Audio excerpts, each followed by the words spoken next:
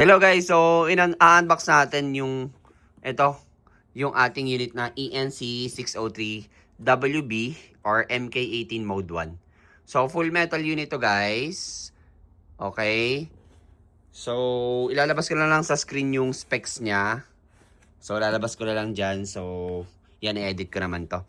Anyway, so yung kanyang handguard, yung rail system niya is pang semi-Daniel defense na rail system, which is ang ganda, no?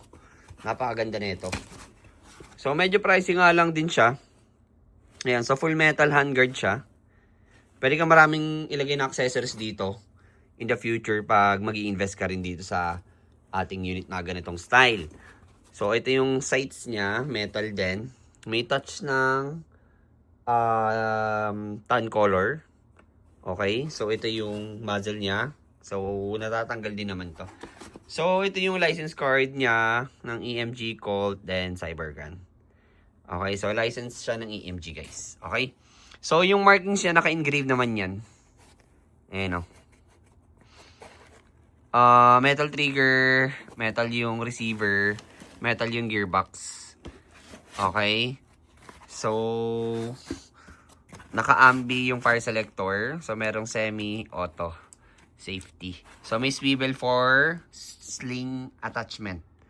Okay. So, yung magazine pala nito guys is full metal din siya. Round mag capacity nasa 300. So, decamot to. So, guys, EEG pala to automatic electric gun. Okay. So, ito yung color nung handguard. Ng hand grip. May kasamang battery yan pag kumuha kayo. Tsaka USB charger. Then, ito yung buttstock niya. Adjustable naman yan. Wait lang guys Yan, pakita ko sa inyo. So, sobrang bigat nito. Sa totoo lang. Sobrang bigat, no? Pag talagang solid metal unit talaga hanap nyo, pwede nyo talaga consider to. Ayan, so adjustable naman siya. Dito nilalagay yung battery. Then, yung buffer tube niya syempre metal. Ito yung swivel for sling attachment. Ito yung charging handle. Ito yung sight niya. Okay, charging handle may cover, dust cover, then charging handle. So, meron din siyang bolt catch. So, pag nag-lock siya ng ganyan, pe-press nyo lang siya dito. Yung bolt catch niya. Yan. So, sobrang crunchy. So, pwede nyo rin lang ibalik to then. Yan. So, pag nag-lock ng ganyan, bolt catch. Yan.